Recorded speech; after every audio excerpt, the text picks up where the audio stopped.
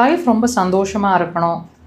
எந்த கில்ட்டி ஃபீலிங்ஸும் உங்களோட லைஃப்பில் இருக்கக்கூடாது. கடைசி நிமிஷங்களில் கூட எந்த கில்ட்டி ஃபீலிங்கும் உங்களுக்கு இல்லாமல் இருக்கணும் அப்படின்னா, இப்போ நீங்கள் செய்ய வேண்டிய ஒரே ஒரு விஷயம் மறக்கிறதும் மன்னிக்கிறதும். கண்டிப்பாக எல்லார் லைஃப்லேயும் யாரோ ஒருத்தர் உங்களை வருத்தப்பட வச்சுட்டே இருப்பாங்க. அதனால் உங்களோட லைஃப் சங்கடங்களுக்குள்ளாக இருக்கும். அது உங்கள் பாஸ்டில் இருக்கலாம், ப்ரெசண்ட்டில் இருக்கலாம்.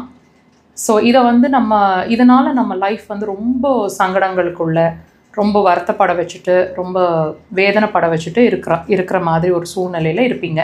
ஸோ இதுலேருந்து வெளியே வர்றது எப்படி? அவங்கள கண்டிப்பாக நம்மளால் மாற்ற முடியாது. அவங்களோட இன்டென்ஷன்ஸை அவங்கவுங்க மாற்றிக்கிறது தான் வழி. ஸோ நம்ம போய் அவங்க மனசை மாற்றுறது பாசிபிள் இல்லை. ஆனால் ஒரு விஷயம் நம்ம செய்யலாம். அவங்கள நம்ம மனசுக்குள்ளே அவங்கள நோக்கி இருக்கிற வன்மமோ கோபமோ வெறுப்போ நம்ம வாழ்க்கையை பாதிச்சிட்ருக்கு, நம்ம சந்தோஷத்தை பாதிச்சிட்ருக்குன்றதுல மாற்று கருத்தே இல்லை. அதனால் இந்த நிமிஷமே அவங்கள மன்னிச்சிடுங்க.